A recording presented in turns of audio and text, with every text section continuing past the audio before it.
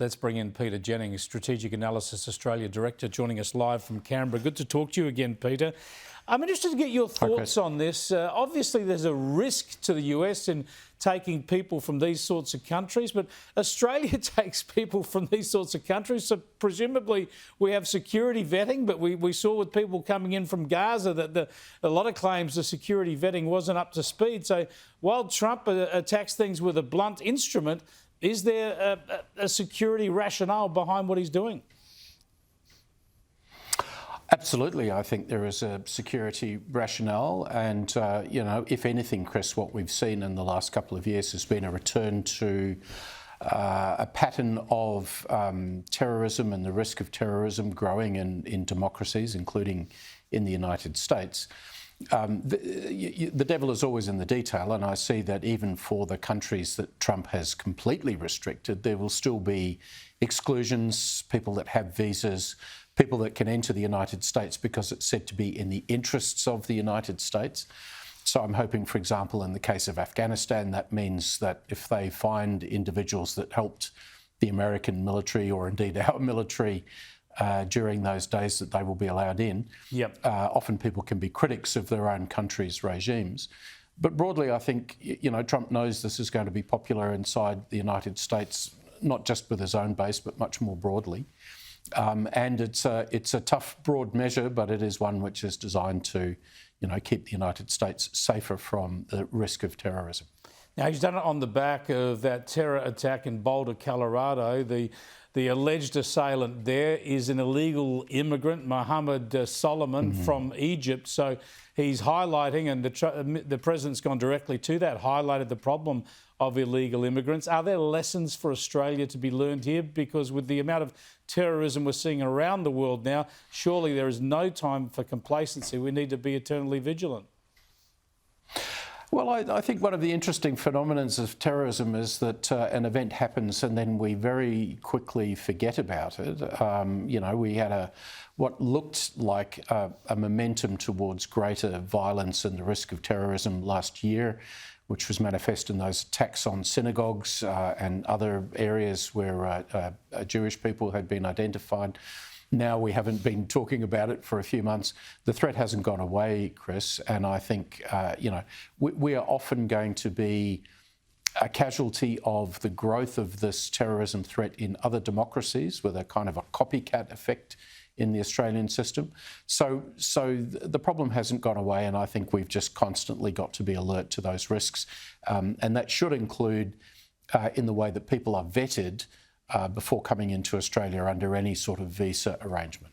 Let's go to the issue of defence preparedness. We showed a bit of the CDF on the program last night. Here's some more of what he had to say. Almost since the Second World War, about how we think of national resilience and preparedness of we may need to operate and conduct combat operations from this country. And that's everything from our northern infrastructure, our supply chains, how we integrate with industry, states and territories is quite a different answer to that notion of operating from the homeland.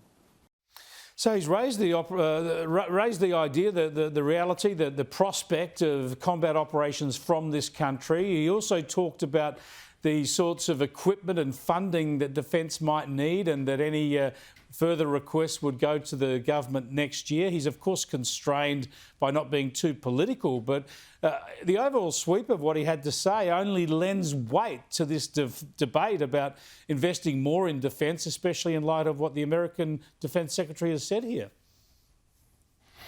Yes, but I think it was too little too late, Chris. The number one job of the CDF is surely to be providing the government with necessary advice about the risks we face and what we have to do to face those risks. And frankly, defence has been missing from that game.